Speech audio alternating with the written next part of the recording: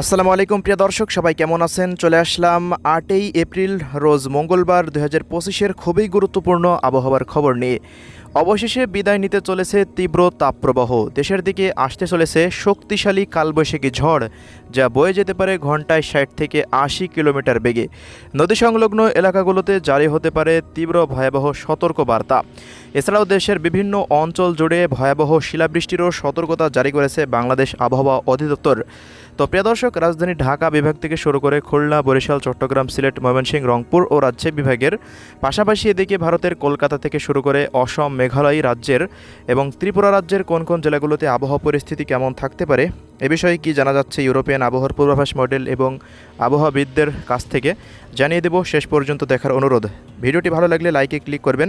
নিয়মিত আবহাওয়ার খবর পেতে চ্যানেলটিকে সাবস্ক্রাইব করে রাখবেন। কে কোন জেলা থেকে দেখছেন কমেন্ট বক্সে জানাবেন। তো প্রিয় দর্শক, আমরা শুরুতেই আজকে রাতের আপডেট দেখতে পাচ্ছি। তো আজ রাতের মধ্যে কিন্তু রাজশাহী বিভাগের বেশিরভাগ অঞ্চল জুড়ে, রাজশাহী, এদিকে চাঁপাইনবাবগঞ্জ, পুঠিয়া, এরপর ভাঙ্গুড়া, নাটোর, বগুড়া, জয়পুরহাট দিয়ে ব্যাপক বৃষ্টিপাত হতে পারে এবং এদিকে ময়মনসিংহ বিভাগের নলিতাবাড়ি, ফুলপুর, নেত্রকোনা, কেন্দুয়া এর আশেপাশ দিয়ে, জামালপুর, শেরপুরের আশেপাশ দিয়ে বৃষ্টিপাতের সতর্কতা দিয়েছে আবহাওয়াবিদেরা। পাশাপাশি এদিকে ঢাকা বিভাগের মুন্সিগঞ্জ, ধামরাই, নরসিংদী, কিশোরগঞ্জ এবং এদিকে গাজীপুর, মানিকগঞ্জ, বাংশাইল, টাঙ্গাইল, কালিহাটি, নগরপুর, এরপর মানিকগঞ্জ, ফরিদপুর এর আশেপাশ দিয়ে বৃষ্টির সতর্কতা। ঢাকার আশেপাশ দিয়েও বৃষ্টিপাত হতে পারে। পাশাপাশি মেহেরপুর, কুষ্টিয়া, আলমডাঙ্গা, এদিকে কোটচাঁদপুর এই অঞ্চলগুলোতে বৃষ্টির সতর্কতা। ভারতের কলকাতা, এরপর চন্দননগর, শান্তিপুর, আরামবাগ, পূর্ণিয়া, বাঁকুড়া, বর্ধমান এই অঞ্চলগুলোতে কিন্তু বৃষ্টিপাতের সতর্কতা দিয়েছে আলিপুর আবহাওয়া দপ্তর।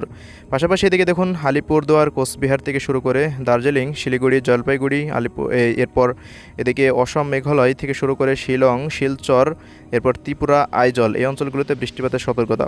তবে রাতের মধ্যে বৃষ্টিপাতের সম্ভাবনা খুবই কম দেখা যাচ্ছে দেশের দক্ষিণ অঞ্চলের দিক দিয়ে।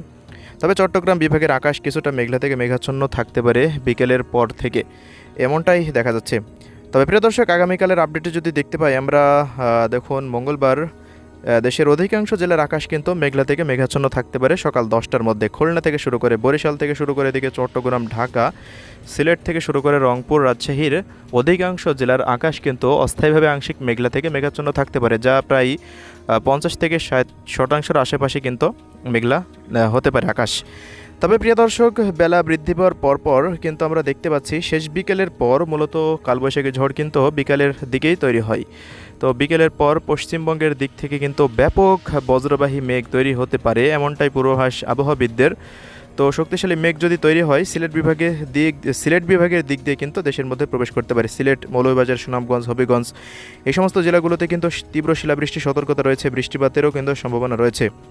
এছাড়াও প্রিয় দর্শক, এদিকে ঢাকা বিভাগের কিশোরগঞ্জ, কাপাসিয়া থেকে শুরু করে ঢাকা, এরপর নরসিংদী, ধামরাই, টাঙ্গাইল, কালিহাটি, এরপর নগরপুর, মানিকগঞ্জ, গাজীপুর, ফরিদপুর থেকে শুরু করে দেখুন মাদারীপুর, শরীয়তপুর, কালকিনি, শিবচর এই অঞ্চলগুলোতে এবং গৌরনদী, টঙ্গীপাড়ার আশেপাশ দিয়ে কিন্তু ব্যাপক বৃষ্টিপাতের সতর্কতা দেখা যাচ্ছে রাডারে।